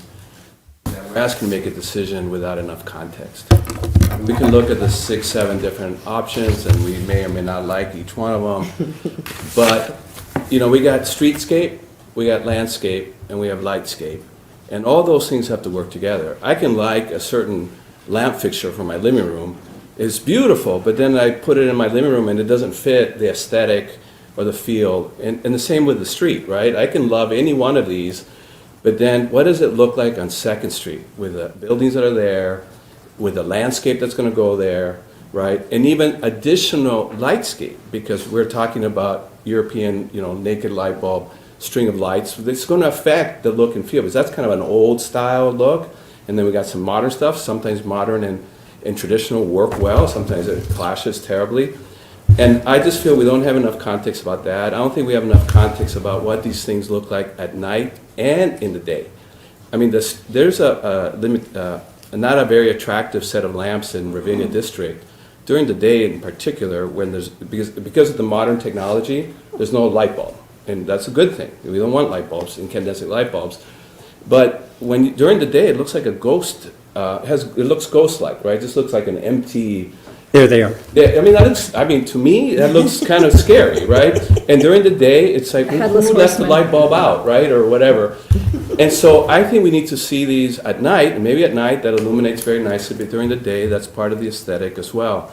So I feel like deja vu again here, in that when we had the same frustration with the furniture, and we had the same frustration with some other things that we've had to decide on, where there wasn't enough context to see what will this look like on the street. And right nowadays there's technology. When you go to Target.com or to some different furniture store, and you can actually see what that piece of furniture will look like in your living room, or that piece of garment will look like on you, right? And I feel like, what will these lamps look like on our street? And that's what I feel I need, and maybe others feel, in order to determine and weigh the pros and cons of the different lamp. And I appreciate that, and we talked today about that. We don't have the technology to do that right now, so, certainly, I'm sure our consultants could. We're working with a lighting consultant. This isn't internal staff. These are professionals in the lighting industry. We can ask them to create renderings, and they cost money. It's about $2,000 a pop. Oh, my God. Okay. hang on, I've got Yumi's hand up, but let me just say one thing. And then real if you quick want them for each light, Before you. we could do that. Speak, so I think we need to know where we can see these lights in the wild. And we may need renderings, but maybe we can narrow it down some before we get there. That's a great idea. But Yumi, go. I like that. That is a good point. I was just going to say to the rendering, I mean, I'd be a bit surprised if, That's okay, I can. I'd be a little surprised if the consultant, unless they feel they're so familiar with each of these models, try to do some kind of rendering to see what it looks like. I'd like to just ask if they do have renderings, that they just haven't shared. Yeah, one of the images looked like it was Port Clinton Square. So maybe, One was day and night. so there may be renderings that we just haven't seen. I mean, and I'm just saying that it is possible that they use images to help them recommend something and I agree with Andres about context and just to design decision, obviously, and helpful to see what it looks like, given that there's technology that, we can do it, 3D rendering. And I think possibly, perhaps, I actually don't know whether there was a staff that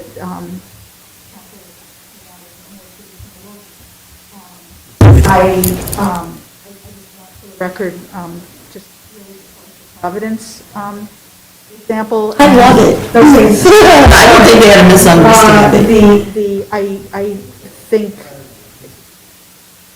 I mean, I personally like of the options presented, like the Alcott.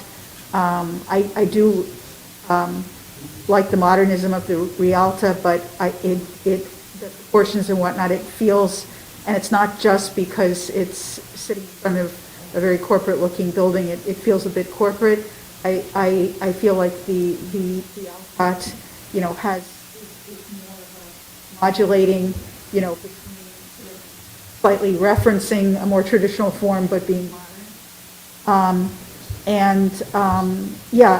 But as a general process point that Councilman Tapias is making design decisions that council makes forward. If a consultant has renderings, sure like to see them. Is, I think, for a decision without context. A visual. Obviously, in your mind's eye what your city looks like, but being able to see. And I think it was somewhere in the packet, and I have raised this.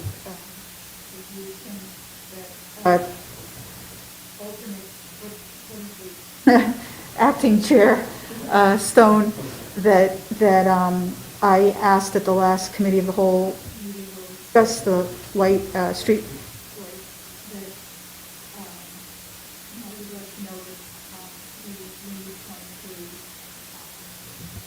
I think it's 13 more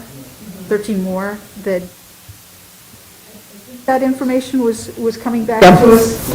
I was concerned to see that as well. I don't, to me, it seems like an awful a lot of street lights, so I'd like. Oh, we discussed that before. We did. And they said they were going to come back Yeah. and with some more information about.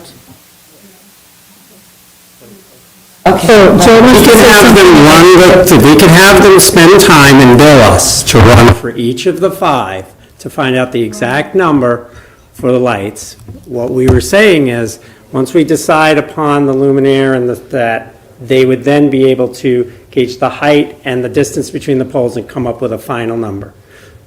So until we do that, unless we want to tell them, just run it for all of them and tell us what the spread is, that's where we're at. We can do that. Well, it's more Or you can cost, do it I for- mean, our preference is it's more effective overall. It's efficient and effective if we could just narrow down what your interest is on the appearance of these. And then we do a lighting plan. And that's what the consultant's asking. And we said, let's do One that. decision, Hang but on, three, hang let's on. pick three. Yumi's Or not- even two. Yeah, okay, that's fine, Yumi's too. not, Yumi had more to say, and Jeff, I think you had your hand up, and then Annette. I do want to just simply Yeah. say that it's completely fair that we would settle on a model and look at that. That's what I'm trying to say. Yeah, and I just wanted to make sure that, again, for the record, that I would love to see if we could, that we're not over ordering streetlights. And that's all I wanted to say. Just Thank you. to be clear, the goal is, the goal is to have the street lighting, have a high-quality lighting environment for the pedestrians, okay? And so what that, if you want to have high-quality pedestrian lighting, so they need to be, and if they're going to be lower, so that they're not these gigantic things, there needs to be more poles to make sure that the light works. And we have dark skies requirements and all sorts of things that really do dictate that, to have a very high-quality light spillage, okay? Which means they'll connect so that you don't have dark places. So as you're walking, you don't go light, dark, dark. You go light the whole way. Okay. Yeah, so, that's Right, just so what I'm trying to say. So the number is to be determined still. The numbers Got will be it. determined. We understand. Okay. We're not seeking to buy more light poles than would, okay. Understood. Thank If we're not interested in that quality that I just described, you can cut down light poles, and we'll have light, dark, light, dark. We can do that, if No, I that's think we directed. understand that. Understand. That's to be Okay. determined once we figure out the light we want. Jeff? All right, so can you go to the table on cost? And while you're doing that, I am pro the banners. I think that it actually eliminates one of the options, and I am against the basket holders or are these Are they whole available? baskets down here, or what are these things at the bottom? I obviously don't recall. I didn't like those, whatever those were. But I like the flag, I like the banners. Then there's planter holders, we're talking That- That's optional. Planter holders, they're up, or I have to check, I don't recall. I don't like There's anything one of them down that low shows that's them. in the way. Right, so So you're. as I look at this, I mean, I think the two expensive ones don't make sense. I think if it doesn't have the banner arms, I don't think that makes sense. So I'm at two before we kind of really start. I completely agree with Which you. of the two? So, Expense, look, The if you're two talking, last just two. for argument's sake, 20 lamps, and Yep. you're talking $60,000 difference based on that. And so the top two are just so much more expensive. I don't really see Do you the need point. less of those? Is that why they're more And the expensive? Rialto No, doesn't give no. you any flexibility, so Not I'm with necessarily. Jeff. And the two Millennia and Providence are two different styles. And what's nice about the Millennia is the side mount is more modern, and the top mount is more traditional, more like the Providence, which is why I like that one. But anyhow, because nobody seems to like the Providence. yeah, and the top mount design here looks very much like the Ravinia That's design. what I just point that out, Councilmember Tapia expressed concern, yeah. Okay, so Councilmember Tapia, you were, oh, you're still, But he okay. wasn't done, and I Okay. didn't. I'm trying to give- So you had four things you wanted, Yeah, so we had talked about, yeah, so that, picking those, I We like want the flag features. holder and Right. I like the other holder. I like the ability. The one thing I would get into the rendering, Mhm. I think we need renderings, not only because of the look and feel, but like I said, there's other string lighting, but there's also locations. I don't think there was enough time put into the lights. For example, they basically put down, they have like a 4-foot walkway in front of like what they consider the sidewalk. A double And then row. there's a 5-foot walkway, they put them right in the middle of the 5-foot walkway. Now, you can't put anything there if you're a business owner, or let's try to think about the use of the sidewalk. And that gets into the rendering and gets into the number of lights and where the lights go.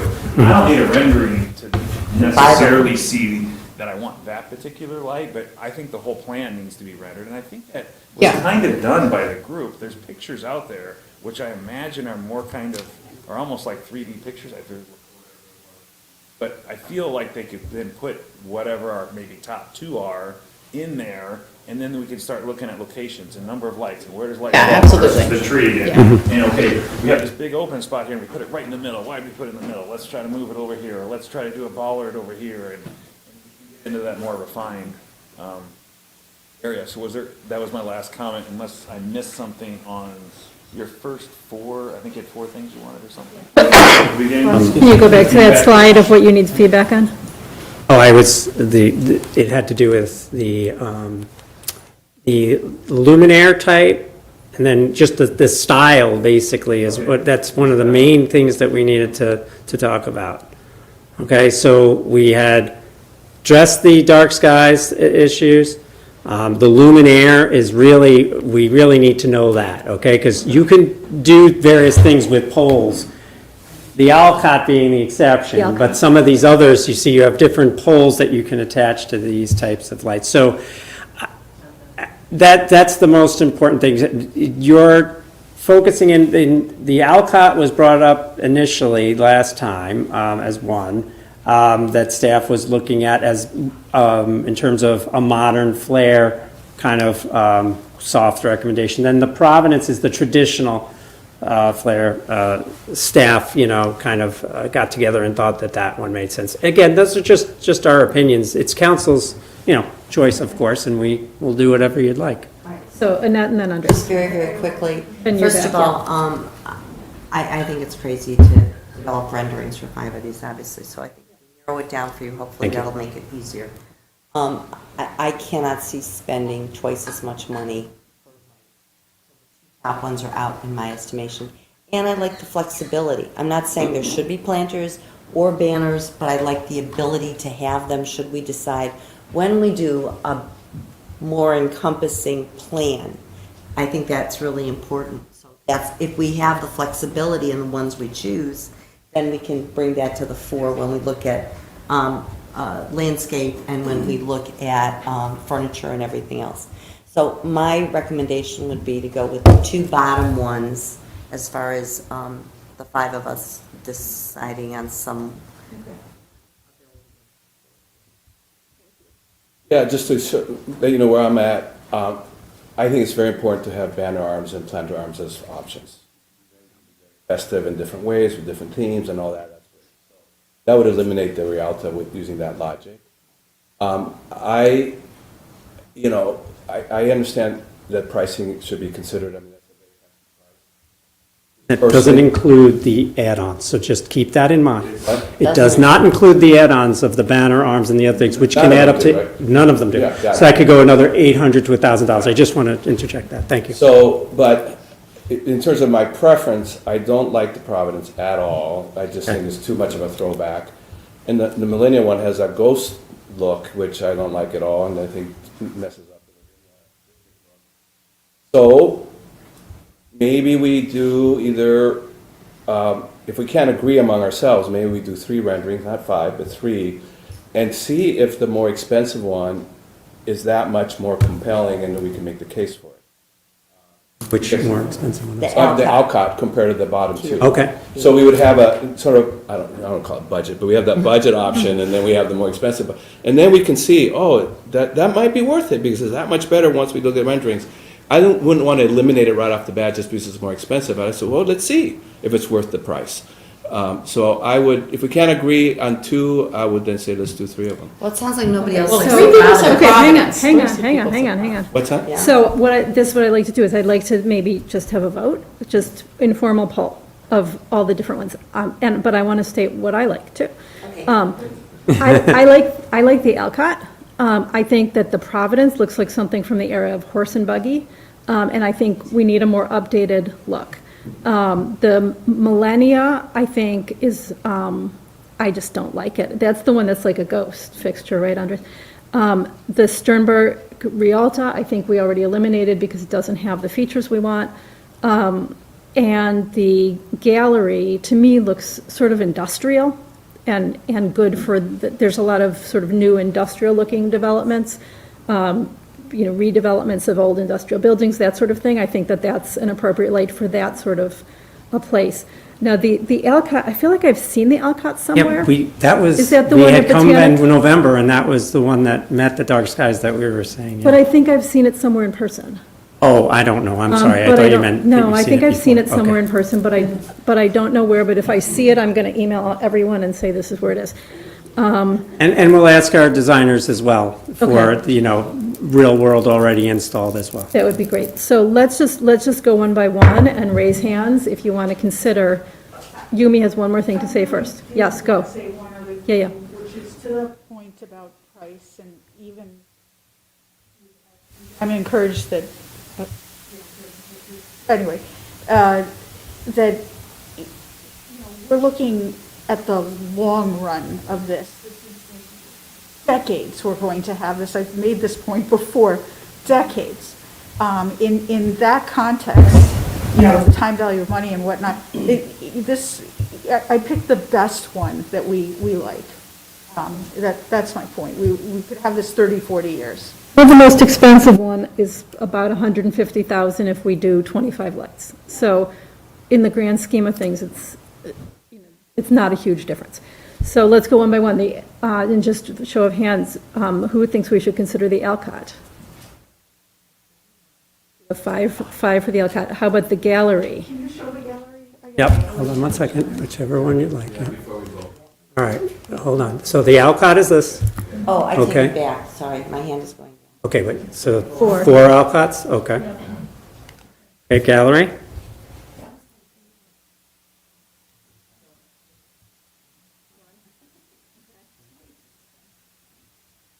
The Rialta, I think we already got rid of that because it didn't have those features, right? It didn't have the banner or planter arms, so forget that one. Right, that's correct. Okay. The next one is Millennia. Yeah. Two. We got 2 for Millennia. And which, I like the top mount, I know. the it's top a mount, that's just really important for the designer. Yeah, I know it is. You're going to scare Andres. You like top, okay, I just wanted to make sure that we're just talking about the top mount. Providence. Okay. Got 2 for Providence. And I will say, I cannot speak for, but I thought we heard from council members not here, something about the Providence at last meeting. So I don't know whether that matters or not. Is that going to be one of the ones we look at or not? I mean, in deference to our colleagues who are not here, Let's just do 3. you know, especially staff suggested this, you were influenced by some people in the council. Otherwise, if we go by votes here, then we only do the, I lean towards doing our favorite expensive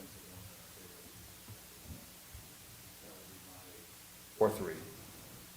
Which would, so which Well, 2? we're tied at Millennia and Providence, 2 each. Okay, so can we, we're tied for second place, you mean? Well, if we know that. Alcott is definitely, so we'll definitely Alcott. look at Alcott. Right. Is- The other prices, again, just, Just out of curiosity, I mean, happen to know what the mayor. I thought I recollect that Councilmember Bloomberg was interested in more traditional too. That's one of the reasons. Yeah, I asked him So then why don't we before do he left. Providence to and say- Alcott? That limiting, That's I mean, fine. those are different enough in terms Yeah. of price and look. It's a modern and traditional choices, and, you know, staff had looked at the Alcott initially and the Providence secondarily, but, you know, you don't have to base it on what staff said, it's just, that's the most traditional looking, so if you wanted to. Yeah, and I think that's a legitimate Yeah. debate to have. Yeah. Yeah. Modern versus more traditional, and Yeah, I that's think two so. stark things. Perfect. Yeah, and we have the absolutely. renderings. I think that makes sense, and correct me if I'm wrong, I'm looking at Yumi, because you're the one with architectural expertise. It seems like if they do the rendering of a streetscape in Highland Park, they should just be able to sort of cut and paste one light or the other. So it should be one rendering with each type of light? Or is it more? We'll see what the spacing turns out. I don't know if that's exactly true. The spacing may be different based on But at luminaires. least you've got enough direction on the luminaires. This is very helpful, thank you all. Okay. Now, in Yes. terms of the bollards, it looked like there was only one bollard that was recommended that met the needs that had been identified. Not quite. What we're having Okay. difficulty is meeting the triumvirate of needs. Now, one could say that multiple versions of these meet the design or aesthetic need, but we could talk about that later. But there's the removability and the collision protection. That's the two. So the triumvirate of things, does it look right? Is it removable? And does it have collision protection rating? Okay? Only one of them, I Meaningful. believe, had collision. Yeah, Correct. And so That's the I think Inuit. that removability is, Yep. that would be, that's number one in my book. From public works standpoint, it's very important with snow removal operations.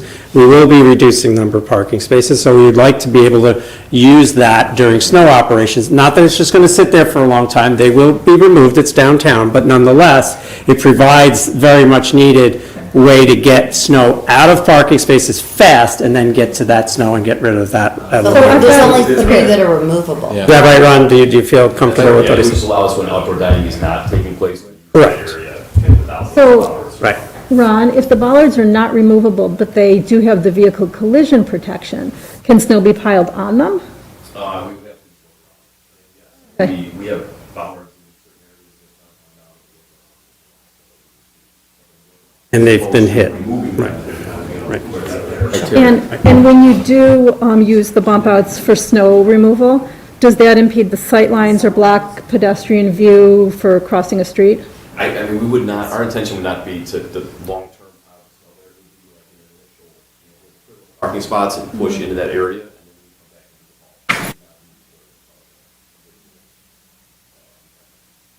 I think Now, which means- let's do hands. Andres, you had your hand up. Yeah, I like the direction of saying, can we agree that removable is a if we can agree with majority, then that brings us down to 3 right off the bat. So do you want to show us the pictures of the 3 Yep. that are Augusta, removable? Lincoln, and Richmond. Okay. Augusta? Now, these are reminiscent, although not the same, as what you'd find right now at Buggy. Renaissance Place. Okay? The Okay. horse and buggy. Lincoln. And the last one was, that's testing my memory here, Richmond, yes. But they all look essentially the same. Some of them that are not removable look more like. Yeah, so these are really like matching, but we're not talking about that one. But like, here's the Providence ballot, all right? So it's like a mini-me kind of a look, right? There's that. The other ones are not. They're just going to be different from the lights, right? So there's a, do you want them to match, or do you just want to go a different way with bollards than you have with I think lights? go a That's- different But way. but this one's not removable and not collision. Well, I'm not proposing that, I was just Okay. showing that, Yeah. Councilmember Huber was talking about. Yeah, sure, and that's, so the non-removable ones are the Millennia, the Providence, and the Inuit. Okay, Millennia, that one, That's the ghost. Yeah, go. goes, Providence, all right, and then Inuit. Now, Inuit is a serious bollard. It does have lighting options and other things on the top, but, it's very much more modern and, does not remove. So are And there, it's more expensive because it is designed such. And there's one other thing to consider with that, which is really kind of concerning, and it's a big unknown, and we didn't want to have the consultant spend time and money doing it until we knew that you'd want that. To create something that can withstand this type of impact, there needs to be a foundation that's serious. And so the question is what's under the ground that, can we do it even with the number of bollards we'd like to have? So I will say that is a big unknown with this. Okay, that's just right. I don't mean to keep harping on the removability.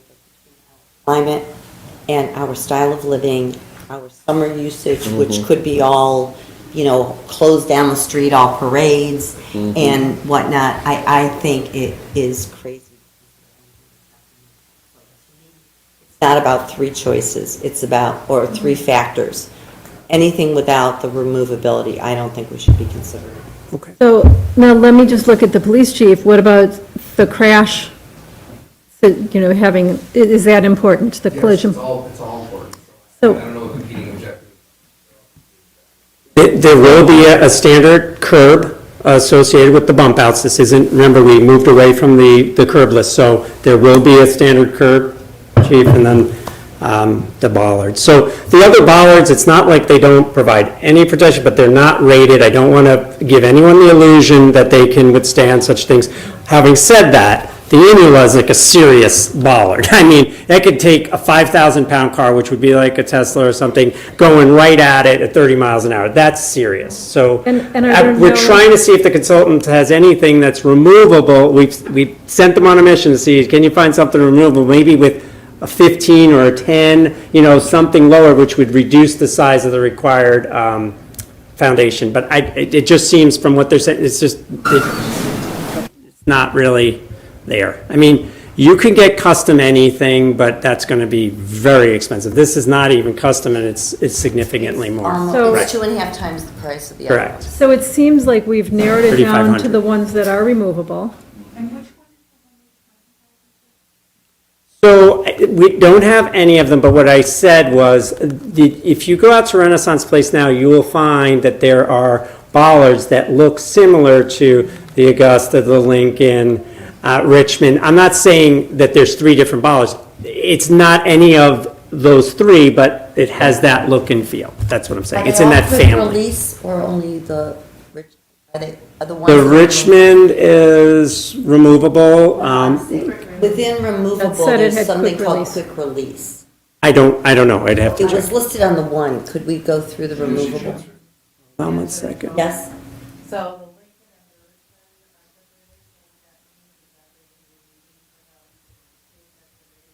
Oh, I see, yeah. have to go into public works, it'd be easier for them to. So if there's 2 of the 3 that are removable that all seem to look the same, why wouldn't we go with the quick release? Well, do we- question is, why do 2 of them cost 2,000 and one cost 1,300? Right. I'm going to look at Ron in terms of the quick release. Don't know Are people going to come and start stealing the bollards? Are these things, are these things really Well- heavy or? That's a good point. Police. Chief, you'll be around. Okay. Or Charmaine? Are people, how heavy are these things? Are they heavy or are people going to be able to? They're heavy, I mean, I haven't like actually seen them, but what they do is that they're not hard to take apart for like a public works crew, say that there was an emergency, event, or snow removal, But, whatever. but people aren't going to be stealing them. They're not that. I don't believe that that's not. So, The streetlights are like 170 to 200 something pounds, low 200s. I don't know what these are, but maybe it's in the spec sheets. I'd have to dig through. yeah, I've done that. It might be Okay, 30, 40 pounds. So it seems like we've narrowed these down to the ones that have the release. Quick Although release. no, just removable, doesn't. Okay. But probably quick release too. Yeah. I would So- argue for quick release, and we have Yeah. majority on that. So, public quick works. release, so that brings us to 2, so we're down to 2 of those. But I just want to state that these look literally like a hitching post for a horse and buggy. So if we're looking for a design that brings us into the future, to me, this Hawthorne is that sort of design, except that it's not quick release, right? Or not But is it removable. removable? It's not removable, Well, right? then it's. So if, Functionality. so in the absence of something that is removable, that looks more modern, I think we're down to 2. But it's, Go with whatever the one that was matching, which is, I think we have to have that option on the table.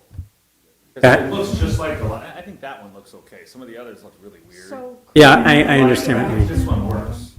okay, but so. is that I one- want to keep it as an option, even though it's not removable, because if we select the lights that look like that. Wait, is that the one that looks like I the, just think it's gonna look the, better. Yeah, the Alcott. Alcott? Okay, so but we're we've not gonna keep got, the one that's a. hold on. So we've No, got that's- 2, we've got the 2 with quick release, and we've got the Hawthorne. And so the Hawthorne matches one of the lights.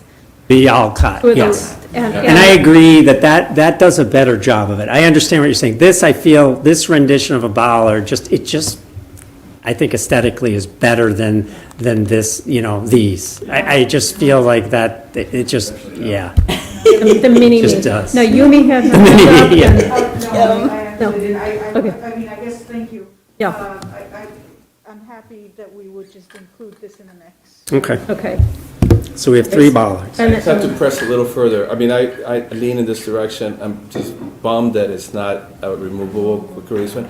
Is there like another option close to this? We'll have them dig. Yeah, we're gonna have them dig, say, hey, okay, so try to find something close, but then that, sometimes that's a little slippery slope, because when you get something that's close but not matching, it's worse than just going another way, as you know, and so we'll do our best, yeah. Well, many of these unless are we they can gonna have? find something close that has a matching light that maybe is, True, that we and like better. we can But it's, think, like- we're at 7:30. And Right on time. I don't think we know yet how many bollards, but let's find out how many bollards, unless you know that off the top of your head. I heard 3, the Lincoln, the Richmond, and the No. Haunted. How many total on the street? Oh, okay. Yeah, I don't have, do you have a We'll get number yet? back We to don't you. have a number yet on Because that, if you but have it's gonna 23 be, lights and you have 20 of these little things that are matching, it's worse than mini-me. It's horrible. So, there's gonna be a number of them. There's gonna be 3 bump outs. They'll definitely be in the 10 to 20 range, yeah. so you'll get back to us on that. Yep. Can we do Ron's report at the council meeting? Okay, no, or at the council meeting if we have time, although we've got a lot at the council meeting. At the end. Let's see how the council meeting goes. Maybe you can be at the end if you're still awake. Okay, I think we're, anything else for committee of the whole? So we need a motion to close committee of the whole. To adjourn. Andres moved. Second. Jeff seconded. All in favor? Aye. Okay. If we wanted to come back to this